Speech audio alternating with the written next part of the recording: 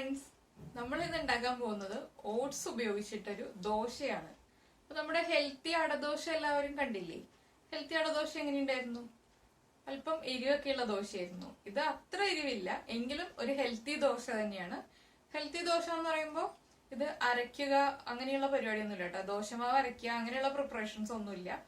Oats കുറച്ചു സമയം നമ്മുടെ ബാക്കിയുള്ള ഇൻഗ്രീഡിയൻസും ചേർത്ത് വെള്ളം ചേർത്ത് മിക്സ് ചെയ്ത് വെക്കുക. ആ ഒരു മിക്സ് ചെയ്ത് വെക്കുന്ന ഒരു ടൈം മാത്രമേ ഉള്ളൂ ഇതില്. ഇതിപ്പോ ബാച്ചിലേഴ്സിനും അതുപോലെ വീട്ടമ്മമാർക്കും ജോലിക്ക് പോകുന്നവർക്കും എല്ലാവർക്കും ചെയ്യാൻ പറ്റിയ റെസിപ്പിയാണ്.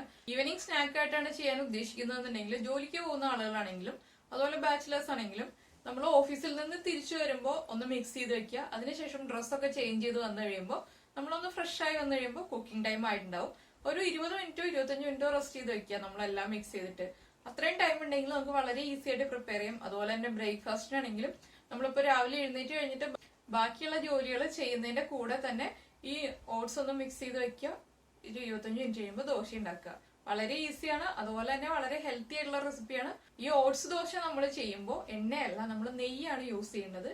നെയ്യ് യൂസ് ചെയ്യുന്നതാണ് ഓട്സ് ദോശയ്ക്ക് കൂടുതൽ ടേസ്റ്റ്. പിന്നെ നെയ്യ് താല്പര്യമില്ല, അല്ലെങ്കിൽ കുറച്ചുകൂടി ഹെൽത്ത് വൈസ് നോക്കണം അങ്ങനെയൊക്കെ ഉണ്ടെങ്കിൽ നമുക്ക് എണ്ണ ചേർക്കാം. പക്ഷെ നെയ്യാണ് അതിന്റെ കറക്റ്റ് കോമ്പിനേഷൻ വരുന്നത്. അപ്പോൾ നെയ്യ് ചേർത്തിട്ട് തന്നെ ചെയ്യാം. ബ്രേക്ക്ഫാസ്റ്റ് ആയും ലഞ്ചിനും ഡിന്നറിലും ഈവനിങ് സ്നാക്കായിട്ടും 4 സമയത്തും യൂസ് ചെയ്യാൻ പറ്റിയ റെസിപ്പിയാണ്.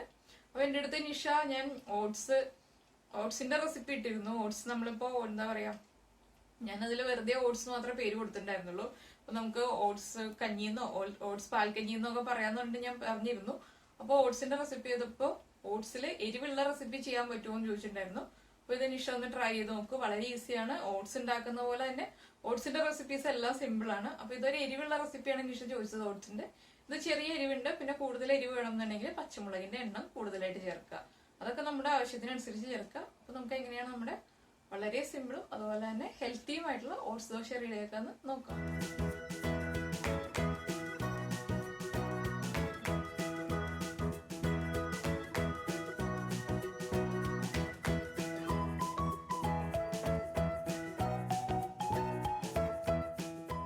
നമ്മുടെ ഓട്സ് ദോശയ്ക്ക് ആവശ്യമായിട്ടുള്ള ഇൻഗ്രീഡിയൻസ് നോക്കാം. നമ്മളിപ്പോ ഓട്സ് എടുത്തിട്ടുണ്ട്.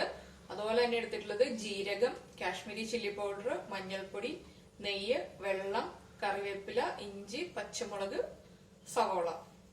നെയ്യ് യൂസ് ചെയ്യുന്നതിന് വരെ എണ്ണ യൂസ് ചെയ്യാം. അത് നമ്മുടെ ഇഷ്ടം അനുസരിച്ചിട്ട് നമുക്ക് മാറ്റങ്ങൾ വരുത്താം. അപ്പൊ നമുക്ക് ആദ്യം നമ്മുടെ വെജിറ്റബിൾസ് ഒന്ന് കട്ട് ചെയ്തെടുക്കാം. അതിനുശേഷം നമുക്ക് മിക്സ് ചെയ്യാം. നമ്മളിപ്പോ 1 കപ്പ് ഓട്സിന് 1 സവാള, ഈ ഒരു വലിപ്പത്തിലുള്ള 1 സവാളയാണ് എടുത്തിട്ടുള്ളത്. സവാളയുടെ അളവ് കുറയ്ക്കണമെങ്കിൽ കുറയ്ക്കാം. ഇപ്പൊ ഹാഫ് മതി എന്നുണ്ടെങ്കിൽ ചെറിയ സവാള എടുക്കുക, അല്ലെങ്കിൽ ഇതിന്റെ പകുതി ചേർക്കാം. സവാള മുറിക്കുമ്പോൾ ഏറ്റവും ചെറുതായിട്ട് മുറിക്കുക. ചെറുതായിട്ട് മുറിച്ചില്ല എന്നുണ്ടെങ്കിൽ നമ്മൾ ഓട്സ് ദോശ ഉണ്ടാക്കി കഴിയുമ്പോൾ ആ ദോശ കഴിക്കാൻ ഒരു സുഖം ഉണ്ടാവില്ല. അപ്പൊ ഞാൻ ഒരു സവാള 2ആയിട്ട് കട്ട് ചെയ്തതിന് ശേഷം ഇതുപോലെ വീണ്ടും 2ആയിട്ട് കട്ട് ചെയ്തു. നൈസായിട്ട് സ്ലൈസ് ചെയ്തെടുക്കാം.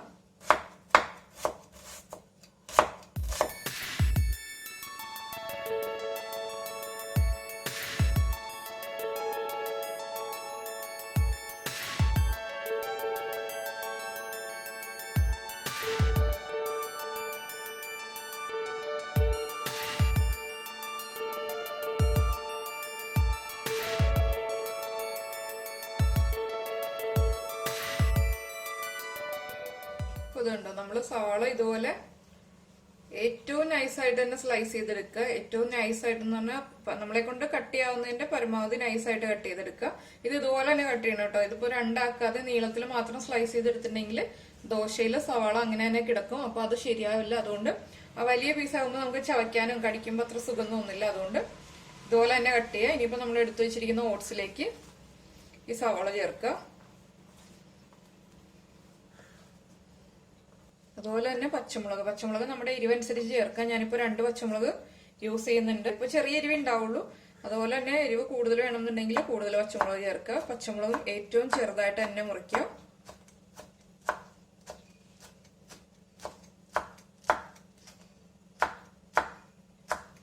നമ്മൾ പച്ചമുളക് മുറിച്ചു കഴിഞ്ഞു. ഈ പച്ചമുളക് ഇത്തിരി വലിയ പീസാണ്. വലിയ പീസ് എന്ന് വെച്ചിട്ടുണ്ടെങ്കിൽ ഇതുപോലെ തിന്നായിട്ടാണ് നമ്മൾ കട്ട് ചെയ്തതെങ്കിലും ഒന്നുകൂടി ചെറുതാക്കണം. അതിന് വേണ്ടിയിട്ട് നമ്മളിപ്പോ കൊത്തി അരിയാന്ന് പറയില്ല, അതുപോലെ ഒന്ന് പതുക്കെ ഇതുപോലെ ഒന്ന് ചെറുതാക്കി കൊടുക്കുക.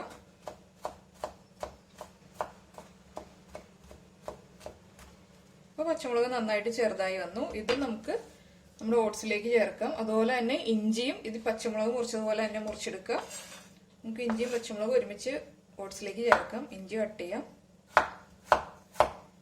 ഇഞ്ചി നമ്മളിങ്ങനെ നീളത്തിൽ കട്ട് ചെയ്തതിന് ശേഷം തിരിച്ച് വീണ്ടും നീളത്തിൽ തന്നെ കട്ട് ചെയ്യുക. അതിനുശേഷം ഇപ്പൊ നമ്മൾ പച്ചമുളക് കട്ട് ചെയ്തതുപോലെ തന്നെ ചെറുതായിട്ട് കട്ട് ചെയ്തെടുക്കുക. ഇതിപ്പോ നമ്മൾ വീണ്ടും ചെറുതാക്കുക. അതുകൊണ്ടാണ് ഞാൻ വല്ലാതെ അങ്ങ് ചെറുതാക്കാതെ ഇതുപോലെയാണ് നമ്മളിനി ഏറ്റവും ഫൈനലി ചോപ്ഡ് എന്ന് പറയുന്ന പോലെ ചോപ്പ് ചെയ്തെടുക്കുക. പെർഫെക്റ്റ് ആയിട്ട് ഏറ്റവും ഫൈനായിട്ട് ചോപ്പ് ചെയ്യണ്ട, പക്ഷെ എങ്കിലും പരമാവധി നമ്മളെ കൊണ്ട് കഴിയുന്ന പോലെ ചെറുതാക്കി എടുക്കുക. ഇപ്പൊ നമ്മൾ ഇഞ്ചി ഇതുപോലെ കട്ട് ചെയ്തു, പച്ചമുളക് കട്ട് ചെയ്തു. ഇനിയിപ്പോ ഇത് രണ്ടും ചേർത്തിട്ട് നമ്മൾ വീണ്ടും ഒന്നുകൂടി കട്ട് ചെയ്യും. ഇതിന്റെ കൂടെ തന്നെ നമ്മൾ കറിവേപ്പിലയും കട്ട് ചെയ്യുക. എല്ലാം ചേർത്തിട്ട് നമുക്ക് കട്ട് ചെയ്യാം. കറിവേപ്പിലയും കട്ട് ചെയ്ത് തന്നെ ചേർക്കുക, അല്ലെങ്കിൽ കൈകൊണ്ട് ഒന്ന് പതുക്കെ മുറിച്ച് ചേർക്കാം. പക്ഷെ കട്ട് ചെയ്ത് ചേർക്കുകയാണെങ്കിൽ എല്ലാ ഭാഗത്തേക്കും കറിവേപ്പിലയും എത്തും. കറിവേപ്പിലയൊക്കെ കഴിക്കാൻ മടിയുള്ള കുട്ടികളുണ്ടല്ലോ, അവർക്കൊക്കെ ഇതുപോലെ ഏറ്റവും ചെറുതായിട്ട് തന്നെ ചോപ്പ് ചെയ്തിട്ട് നമ്മൾ റെഡിയാക്കി കൊടുക്കുക. ഇനിയിപ്പോ നമ്മൾ ഇതെല്ലാം ചേർത്തിട്ട് വീണ്ടും ഒന്ന് ചെറുതായിട്ട് തന്നെ ചോപ്പ് ചെയ്തെടുക്കുക. മാക്സിമം ചെറുതാക്കി എടുക്കുക കേട്ടോ. ഇത് വെജിറ്റബിൾസ് ഇതുപോലെ കറിവേപ്പിലയുടെ ടേസ്റ്റ് ഇഷ്ടമല്ല, അതുപോലെ തന്നെ ഇഞ്ചി ഇഷ്ടമല്ല, പച്ചമുളക് ഇഷ്ടമല്ല എന്നൊക്കെ പറയുന്ന കുട്ടികൾക്ക് കൊടുക്കാൻ പറ്റിയ റെസിപ്പിയാണ്. എടുത്തു മാറ്റാൻ പറ്റരുത് കറിവേപ്പില ഒന്നും. അതുപോലെ നമ്മൾ ചെറുതായിട്ട് ചോപ്പ് ചെയ്തെടുക്കുക. ഇതിലിപ്പോ കറിവേപ്പിലയ്ക്ക് പകരം മല്ലിയില ചേർക്കാം. പക്ഷെ നമ്മൾ മല്ലിയില ചേർക്കുന്നതിനേക്കാൾ കൂടുതലായിട്ട് നമ്മുടെ ഒരു കേരള ടേസ്റ്റ് കൂട്ടുന്നത് കറിവേപ്പിലയാണ്. അപ്പോൾ അതുകൊണ്ടാണ് ഞാൻ കറിവേപ്പില കൂടുതൽ ചേർക്കുക. ഇപ്പോൾ ഒരു തണ്ട് മതിയെന്നുണ്ടെങ്കിൽ ഒരു തണ്ട് ചേർക്കാൻ, ഞാനിപ്പോൾ 2 ചേർത്തൂന്നേ ഉള്ളൂ. അതൊക്കെ നമ്മുടെ ഇഷ്ടത്തിനനുസരിച്ച് തീരുമാനിക്കാം കേട്ടോ, എങ്ങനെ വേണം എന്നുള്ളതൊക്കെ. ഇത് നമുക്കിനി നമ്മൾ എടുത്തു വെച്ചിരിക്കുന്ന ഓട്സിലേക്ക് ചേർക്കാം.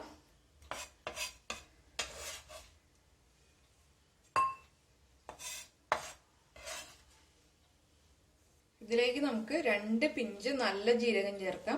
ജീരകത്തിന്റെ ടേസ്റ്റ് ഇഷ്ടമാണെങ്കിൽ കൂടുതൽ ചേർക്കണമെങ്കിൽ കൂടുതൽ ചേർക്കാം. ഞാനിപ്പോ 2 പിഞ്ച് ചേർക്കുന്നുള്ളൂ. ആ ജീരകത്തിന്റെ ഒരു ഫ്ലേവർ വരെ വല്ലാതെ അങ്ങ് ജീരകം കടിക്കേണ്ട ആ രീതിയിലാണ് ചേർത്തിട്ടുള്ളത്. പിന്നെ ജീരകം ചതച്ച് ചേർക്കണമെങ്കിൽ ചതച്ച് ചേർക്കാം. അതുപോലെ നമ്മളൊരു 1/4 ടീസ്പൂൺ മഞ്ഞൾപ്പൊടി ചേർക്കുന്നുണ്ട്. 3/4 ടീസ്പൂൺ കാശ്മീരി ചില്ലി പൗഡർ. എന്താണെന്ന് വെച്ചാൽ നമ്മുടെ ദോശയ്ക്ക് ഒരു കളർ ഉണ്ടാവുക എന്നുള്ള രീതിയിലാണ് നമ്മൾ കാശ്മീരി ചില്ലി പൗഡർ ചേർക്കുന്നത്. എരിവ് കൂടുതൽ വേണമെങ്കിൽ പച്ചമുളക് ചേർക്കാം. അതിലിപ്പോ നമ്മൾ സാധാരണ മുളക് പൊടിയാണ് ചേർക്കുന്നതെങ്കിൽ 1/2 ടീസ്പൂൺ ചേർത്താൽ മതി.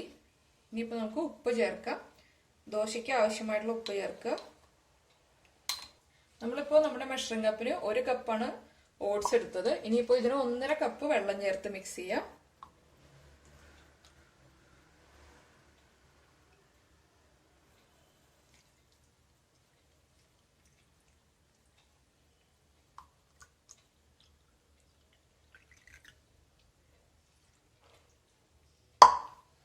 ഇതെല്ലാം ചേർത്ത് നമുക്ക് മിക്സ് ചെയ്യാം. മിക്സ് ചെയ്തതിന് ശേഷം കുറച്ച് സമയം നമ്മുടെ ഓട്സ് ഒന്ന് സോഫ്റ്റ് ആവുന്നതിന് വേണ്ടി വെയിറ്റ് ചെയ്യണം. അപ്പോൾ ആദ്യം ഇതെല്ലാം ചേർത്തിട്ട് മിക്സ് ചെയ്യാം. ഇപ്പൊ നമുക്കിത് കൂടുതൽ വെള്ളം ഉള്ളതുപോലെ തോന്നുന്നു, ഇത് കറക്റ്റ് അല്ലല്ലോ, ദോശയുടെ കൺസിസ്റ്റൻസി അല്ലല്ലോ എന്ന് തോന്നുമെങ്കിൽ കുറച്ച് കഴിയുമ്പോൾ ഓട്സ് സോഫ്റ്റ് ആയി വരുന്നതനുസരിച്ച് വെള്ളത്തിന്റെ അളവ് കറക്റ്റ് ആയി വരും.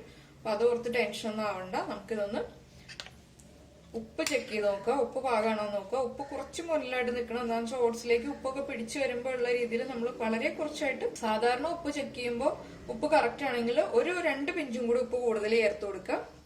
എന്താണെന്ന് വെച്ചാൽ ഓട്സിലേക്ക് നന്നായിട്ട് ഉപ്പ് പിടിച്ചു വരണം. കുറച്ച് ഉപ്പ് കുറവുണ്ട്, ഞാൻ കുറച്ചുകൂടി ഉപ്പ് ചേർത്തിട്ട് മിക്സ് ചെയ്യാൻ പോവാണ്. ഇനി നമുക്കിതൊരു 25-30 മിനിറ്റ് മാറ്റി വയ്ക്കാം. ഓട്സ് നന്നായിട്ട് സോഫ്റ്റ് ആയി വരണം. നമ്മുടെ ഓട്സ് ദോശയ്ക്കുള്ള ബാറ്റർ നമ്മൾ മിക്സ് ചെയ്ത് വെച്ചിട്ട് 1/2 മണിക്കൂർ കഴിഞ്ഞു. ഞാനിപ്പോ ഇടയ്ക്ക് കട്ട്ലറ്റ് ഉണ്ടാക്കാൻ വേണ്ടിയിട്ടുള്ള വെജിറ്റബിൾസ് കട്ട് ചെയ്തൊക്കെ വന്നപ്പോൾ സമയം വൈകി. അപ്പൊ 1/2 മണിക്കൂറായി. അതുകൊണ്ട് കുഴപ്പമൊന്നുമില്ല കേട്ടോ, മിക്സ് കറക്റ്റ് ആയിട്ടുണ്ട്. ഒരു 20 മിനിറ്റ് മുതൽ 1/2 മണിക്കൂറോ 3/4 മണിക്കൂറോ എങ്ങനെയാണോ നമ്മുടെ സമയം അതനുസരിച്ച് വെക്കാം. ഓട്സ് ഒക്കെ നന്നായി സോഫ്റ്റ് ആയി വന്നിട്ടുണ്ട്. ഇപ്പൊ നമ്മുടെ ബാറ്ററിന്റെ കൺസിസ്റ്റൻസി കറക്റ്റ് ആണ്.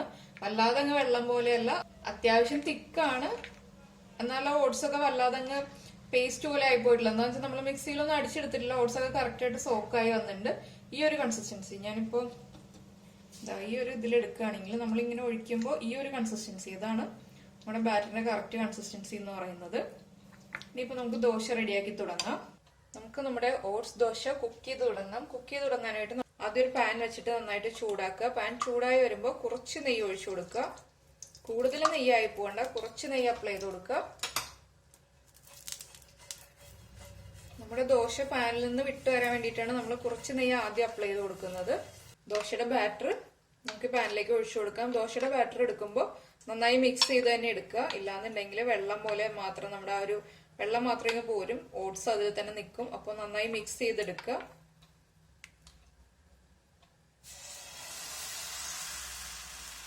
നമുക്ക് ഏത് വലിപ്പത്തിലുള്ള ദോശയാണോ വേണ്ടത് അതുപോലെ സ്പ്രെഡ് ചെയ്യുക.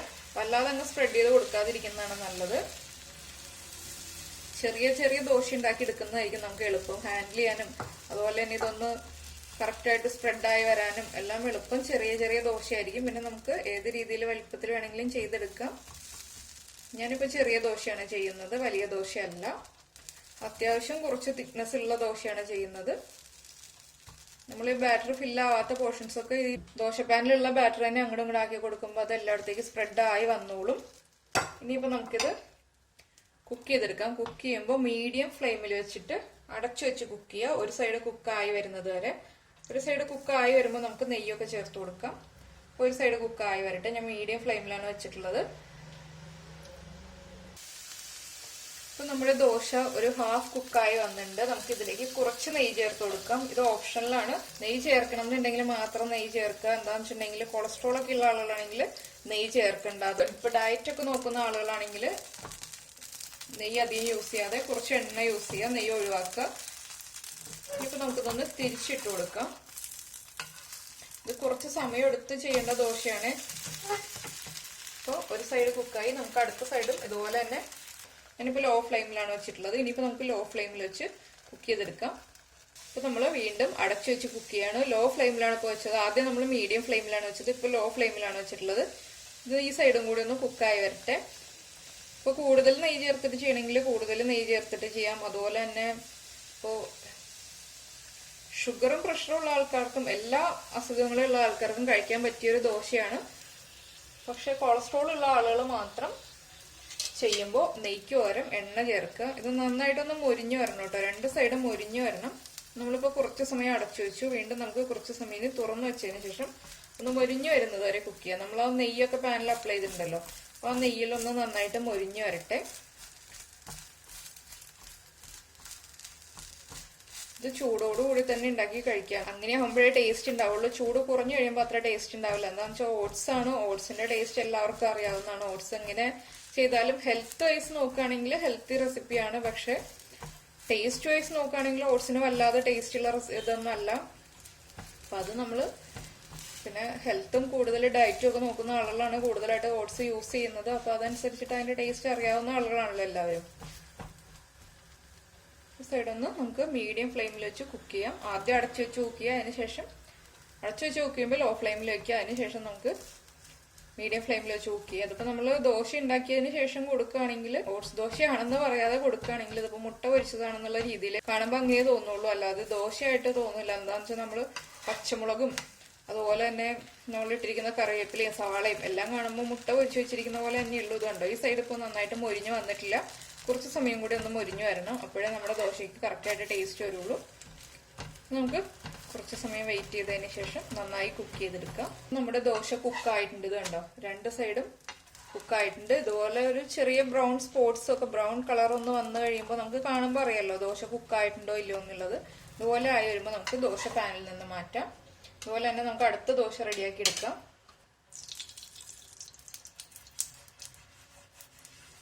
ഓരോ പ്രാവശ്യം നമ്മൾ മാവ് എടുക്കുമ്പോൾ നന്നായിട്ട് മിക്സ് ചെയ്തിട്ട് തന്നെ എടുക്കുക. അത് മാത്രം ശ്രദ്ധിക്കുക. ഇല്ലാന്നുണ്ടെങ്കിൽ കറക്റ്റ് ആവില്ല ദോശ.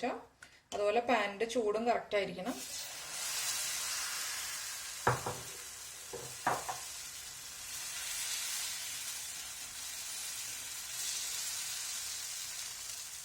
ഇനിയിപ്പോൾ നമുക്ക് ദോശ അടച്ചു വെച്ച് മീഡിയം ഫ്ലെയിമിൽ വെച്ച് കുക്ക് ചെയ്തെടുക്കാം. ഒരു സൈഡ് കുക്കായി വരുമ്പോൾ നെയ്യ് ചേർത്ത് കൊടുക്കാം.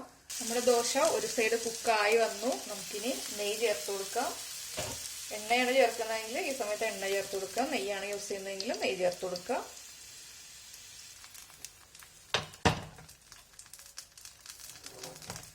നമുക്കിത് തിരിച്ചിടാം.